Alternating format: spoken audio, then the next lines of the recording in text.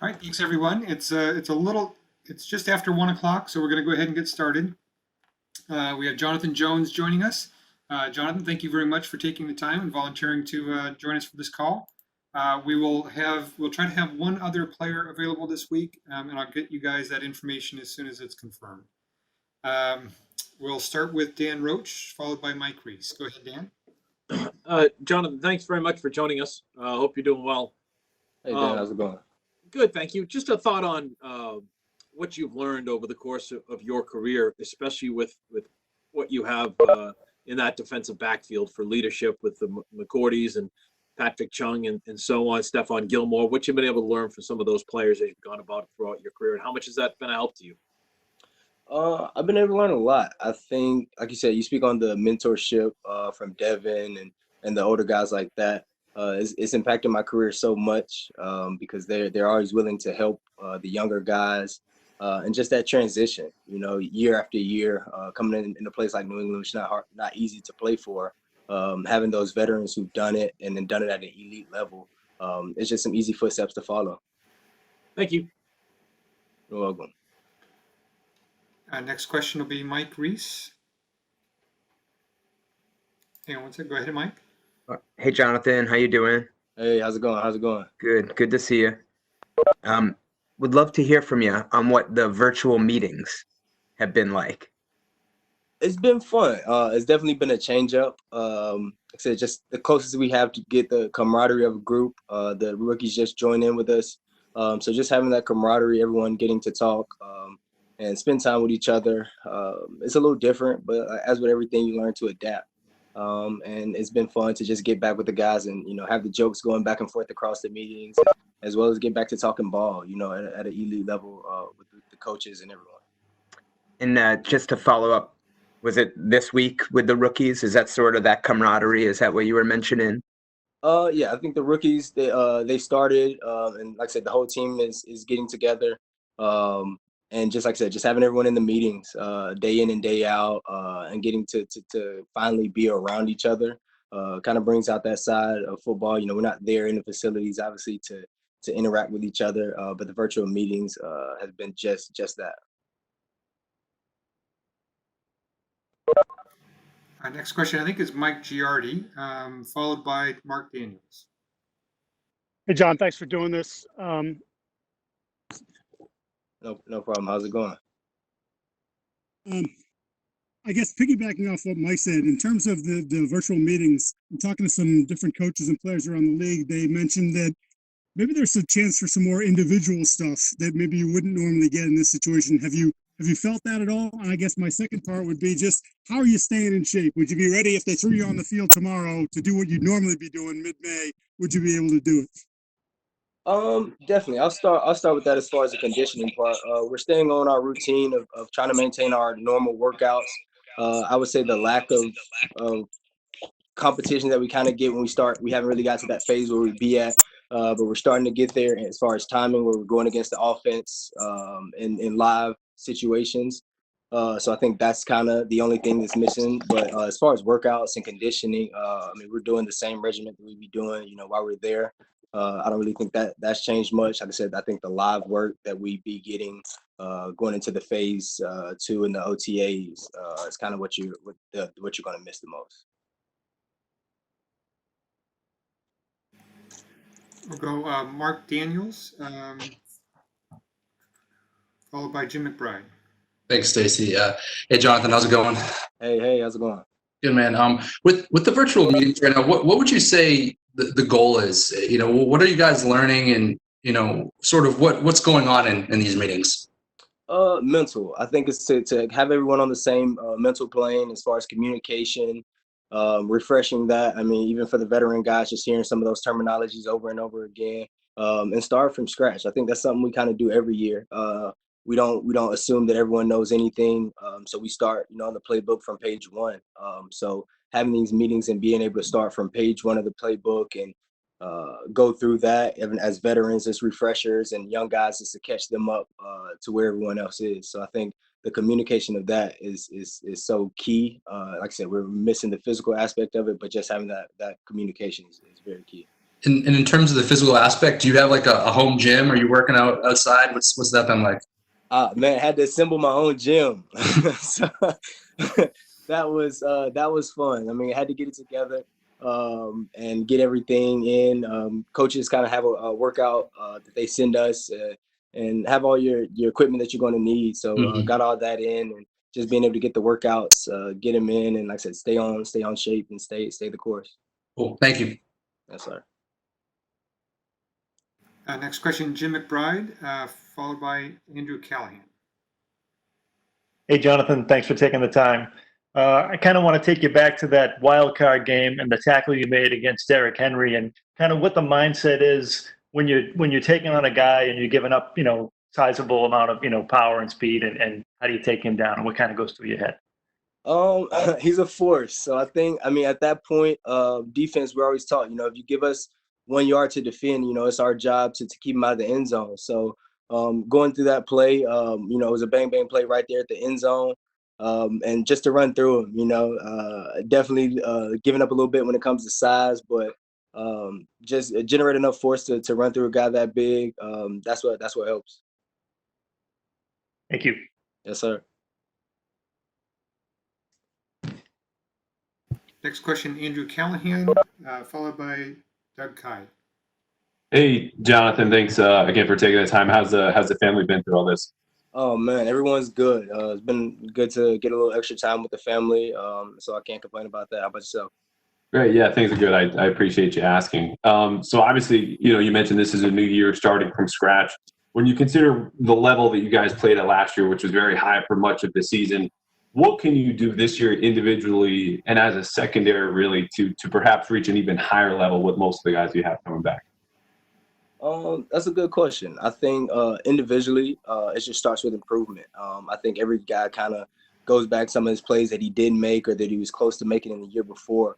Just finding a way, whether it's mentally, physically, to get closer to making those plays. And as far as it goes as a unit, communicate everything, communication, every aspect. Nothing in life is 100%, and I think that's always our goal, is to be 100%. So just finding those errors that we have had in the past and trying to fix those. And like I said, we have a lot of veteran leadership and a lot of guys that are up to the task of just continuing to strive for perfection.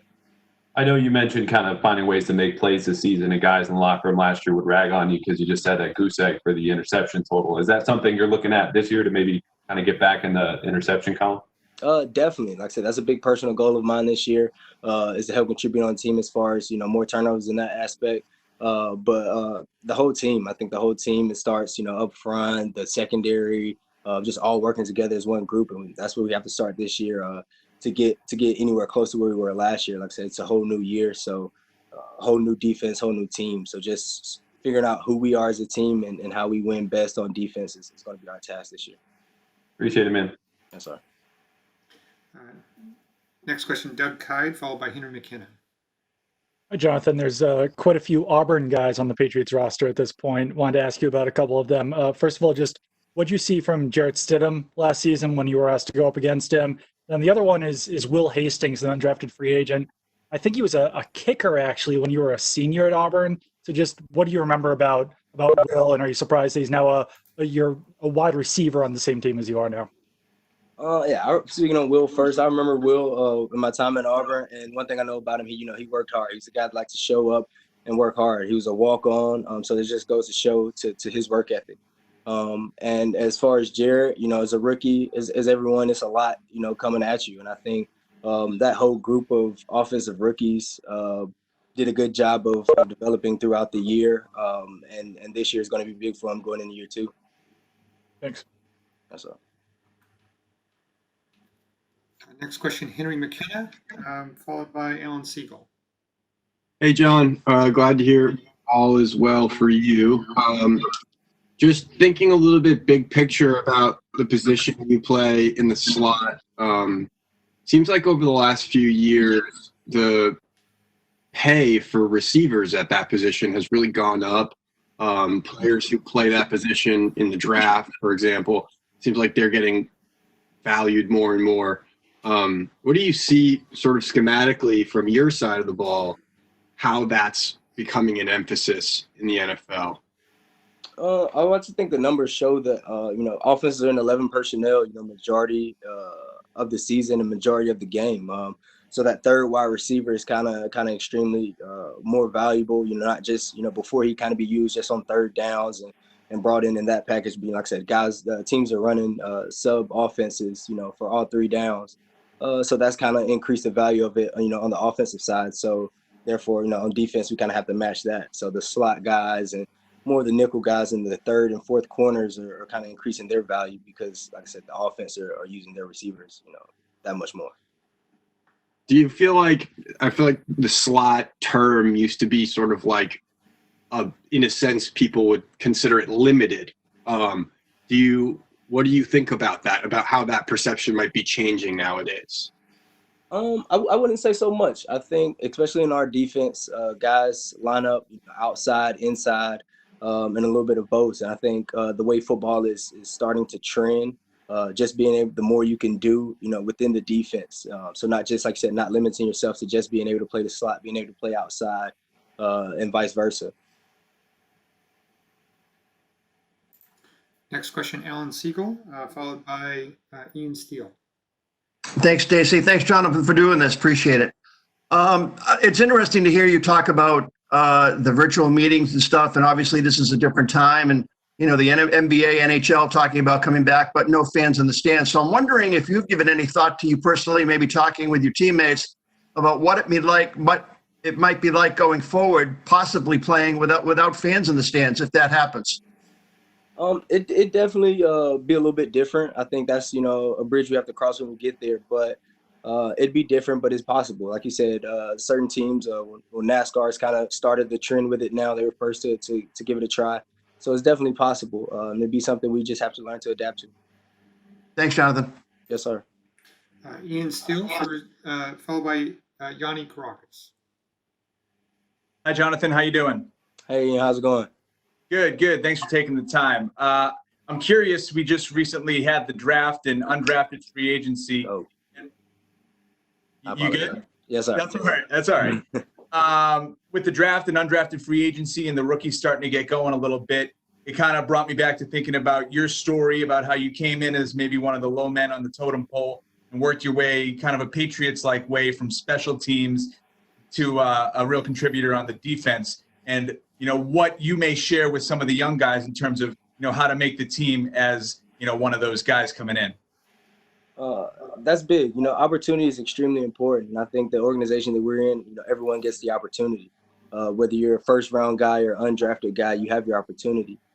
For the young guys, I just definitely say you never know when the opportunity is going to come. So you must be prepared, whatever it may be. It may be special teams role, for a year. And that might not be your own personal goals, but you have to stay the course and improve. And I think improvement is also key.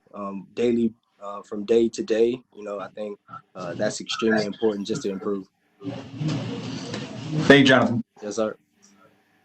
We'll do two final questions, Yanni Caracas and Zach Cox. Go ahead, Yanni. Hey, Jonathan, how are you? I wanted to see what your reaction was when you saw your schedule. Fans and media alike, we always, it's a big night for us. What do you think about what is the hardest schedule in the NFL based on opponent winning percentage from a year ago? 5 primetime games. You have the 2 games in LA. What jumps out to you from the schedule? Hey, Yanni, how's it going? First of all, I'd say I guess I'm conditioned by Bill. I've been here for going on 5 years, so I'm conditioned to just know every year is a new year. Every team's a new team. Everybody has changes, and their win percentages from last year kind of really doesn't matter.